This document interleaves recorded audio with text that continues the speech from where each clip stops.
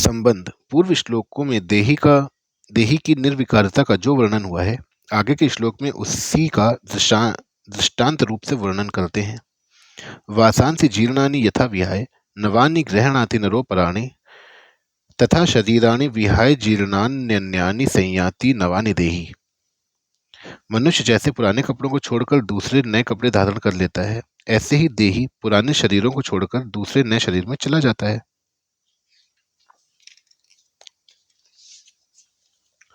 व्याख्या। वासांसि जीर्णानि यथा विहाय नवानि संयाति नवानि देहि।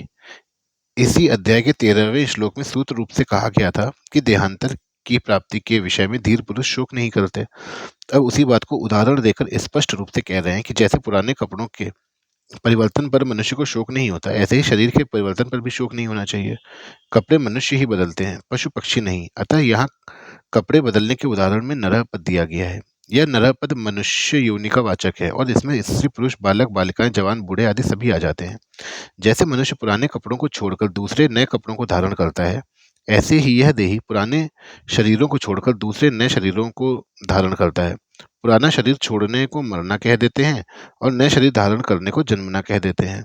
जब तक प्रकृति के साथ संबंध रहता है, तब तक यह देही पुराने शरीरों को छोड़कर कर्मों के अनुसार या अंतकालीन चिंतन के अनुसार नए नए शरीरों को प्राप्त होता रहता है। यहाँ शरीराणि पद में बहुवचन देने का तात्पर्य है कि जब तक शरीरी को अपने वास्तविक स्वरूप का यथार्थ बोध नहीं होता, तब तक यह शरीरी अनंत काल तक शरीर धारण करता ही रहता है। आज तक इसने कितने शरीर धारण किए हैं, इसकी गिनती भी संभव नहीं है। इस बात को लक्ष्य में रखकर शरीराणि पद में बहुवचन का प्रयोग किया है तथा संपूर्ण जीवों का लक्ष्य कराने के लिए यहाँ देही पद आया है। यहाँ श्लोक के पूर्वार्ध में तो जीर्ण कपड़ों की बात कही गई और उत्तरार्ध में जीर्ण शरीरों की। जीर्ण कपड़ों का दृष्टांत शरीरों में कैसे लागू होगा? कारण कि शरीर तो बच्चों और जवानों के भी मर जाते हैं, केवल बूढ़ों के जीर्ण शरीर मर जाते हैं, यह बात तो है नहीं। इसका उत्तर यह है कि शरीर तो आयु समाप्त होने पर ही मरता है और आयु समाप्त होना ही शरीर का जीर्ण होना है। शरीर चाहे बच्चों का हो, चाहे जवानों का, चाहे वृद्धों का हो, आयु समाप्त होने पर वे सभी जीर्ण ही कहलाएंगे। इस श्लोक में भगवान ने यथा और तथा पद देकर कहा है कि जैसे मनुष्य पुराने कपड़ों को छोड़कर नए कपड़े धारण कर लेता है, वैसे ही यह देही पुराने शरीरों को छोड़कर नए शरीर में चला जाता है। यहाँ एक शंका होती है, जैसे कुमार युवा वृद्ध अवस्थाएं अपने आप होती हैं, वैसे ही देहांतर की प्राप्ति अपने आप होती है। दूसरे अध्याय का 13वां श्लोक, वहां तो यथा जैसे और तथा वैसे घट जाते हैं, परंतु इस श्लोक में पुराने कपड़ों के छोड़ने और नए कपड़े धारण करने में तो मनुष्य की स्वतंत्रता है, पर पुराने शरीरों को छोड़ने में और नए शरीर धारण करने में देही की स्वतंत्रता नहीं है। इसलिए यहाँ यथा और तथा कैसे घटेंगे? इसका समाधान है कि यहाँ भगवान का तात्पर्य स्वतंत्रता परतंत्रता की बात कहने में नहीं है, प्रत्युत शरीर के वियोग से होने वाले शोक को मिटाने में है। जैसे पुराने कपड़ों को छोड़कर नए कपड़े धारण करने पर भी धारण करने वाला मनुष्य वही रहता है, वैसे ही पुराने शरीरों को छोड़कर नए शरीर में चले जाने पर भी देही ज्यों का त्यों निर्लिप्त रूप से रहता है। अतः शोक करने की कोई बात ही नहीं है। इस दृष्टि से यह दृष्टांत ठीक ही है। दूसरी शंका यह होती है कि पुराने कपड़े छोड़ने में और नए कपड़े धारण करने में तो सुख होता है, पर पुराने शरीर छोड़ने में और नए शरीर धारण करने में दुख होता है। अतः यहाँ यथा और तथा कैसे घटेंगे? इसका समाधान यह है कि शरीरों के मरने का जो दुख होता है वह मरने से नहीं होता, प्रत्युत जीने की इच्छा से होता है। मैं जीता रहूं, ऐसी जीने की इच्छा भीतर में रहती है और मरना पड़ता है, तब दुख होता है। तात्पर्य यह है कि जब मनुष्य शरीर के साथ एकात्मता कर लेता है, तब वह शरीर के मरने से अपना मरना मान लेता है और दुखी होता है। परंतु जो शरीर के साथ अपनी एकात्मता नहीं मानता, उसको मरने में दुख नहीं होता, प्रत्युत आनंद होता है। जैसे मनुष्य कपड़ों के साथ अपनी एकात्मता नहीं मानता, तो कपड़ों को बदलने में उसको दुख नहीं होता, कारण कि वहां उसको यह विवेक स्पष्टतया जागृत रहता है कि कपड़े अलग हैं और मैं अलग हूं। परंतु वही कपड़ों का बदलना अगर छोटे बच्चे का किया जाए, तो वह पुराने कपड़े उतारने में और नए कपड़े धारण करने में भी रोता है। उसका यह दुख केवल मूर्खता से, नासमझी से होता है। इस मूर्खता को मिटाने के लिए ही भगवान ने यहाँ यथा और तथा पद देकर कपड़ों का दृष्टांत दिया है। यहाँ भगवान ने कपड़ों के धारण करने में तो गृह्णाति धारण करता है क्रिया थी, पर शरीर के धारण करने में संयाति जाता है क्रिया थी। ऐसा क्रिया भेद भगवान ने क्यों किया? लौकिक दृष्टि से बेसमझी के कारण ऐसा दिखता है कि मनुष्य अपनी जगह रहता हुआ ही कपड़ों को धारण करता है और देहांतर की प्राप्ति में देही को उन उन देहों में जाना पड़ता है। इस लौकिक दृष्टि को लेकर ही भगवान ने क्रिया भेद किया है। विशेष बात, गीता में येन सर्वमिदं ततम नित्य सर्वगत स्थाणु आदि पदों से ही देही को सर्वत्र व्याप्त, नित्य, सर्वगत और स्थिर स्वभाव वाला बताया तथा संयाति नवानि देही शरीरम यदवापनोति आदि पदों से देही को दूसरे शरीर में जाने की बात कही गई है।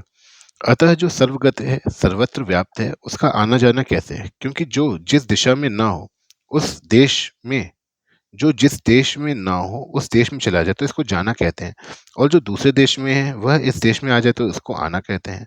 परंतु देही के विषय में तो ये दोनों ही बातें नहीं घटती। इसका समाधान यह है कि जैसे किसी की बाल्यावस्था से युवावस्था हो जाती है तो वह कहता है कि मैं जवान हो गया हूँ, परंतु वास्तव में वह स्वयं जवान नहीं हुआ है, प्रत्युत उसका शरीर जवान हुआ है। इसलिए बाल्यावस्था में जो वह था वो युवावस्था में भी वह वही है, परंतु शरीर से तादात्म्य में मानने के कारण वह शरीर के परिवर्तन को अपने में आरोपित कर लेता है।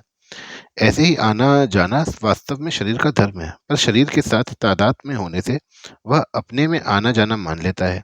अतः वास्तव में देही का कहीं भी आना-जाना नहीं होता, केवल शरीर के तादात्म्य के कारण उसका आना-जाना प्रतीत होता है।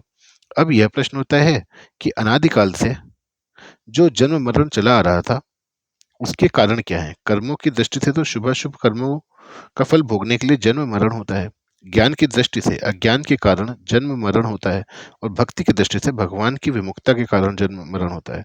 इन तीनों में भी मुख्य कारण है कि भगवान ने जीवन को जो स्वतंत्रता दी है, उसका दुरुपयोग करने से ही जन्म-मरण हो रहा है।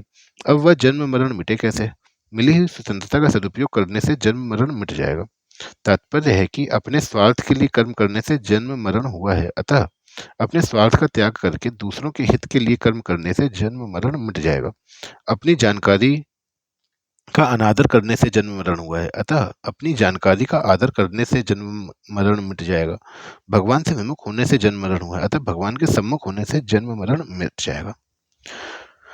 परिशिष्ट भाव, मनुष्य नई-नई वस्तु चाहता है तो भगवान भी उसको नई-नई वस्तु, शरीर आदि सामग्री देते रहते हैं। शरीर बूढ़ा हो जाता है तो भगवान उसको नया शरीर दे देते हैं। अतः नई-नई इच्छा करना ही जन्म मरण का हेतु है। नई नई इच्छा करने वालों को अनंत काल तक नई नई वस्तु मिलती ही रहेगी। मनुष्य में एक इच्छा शक्ति है, एक प्राण शक्ति है। इच्छा शक्ति के रहते हुए प्राण शक्ति नष्ट हो जाती है, तब नया जन्म होता है। अगर इच्छा शक्ति ना रहे तो प्राण शक्ति नष्ट होने पर भी पुनः जन्म नहीं होता।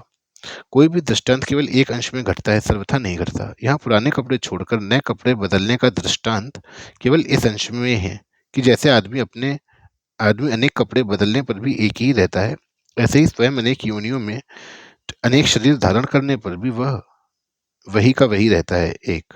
जैसे पुराने कपड़ों को छोड़ने से हम मर नहीं जाते और नए कपड़े धारण करने से हम पैदा नहीं हो जाते, ऐसे ही पुराने शरीर को छोड़ने से हम मर नहीं जाते और नए शरीर धारण करने से हम पैदा नहीं हो जाते। तात्पर्य यह है कि शरीर मरता है, हम नहीं मरते, परंतु हम मर जाएं तो फिर पुण्य पाप का फल कौन भोगेगा?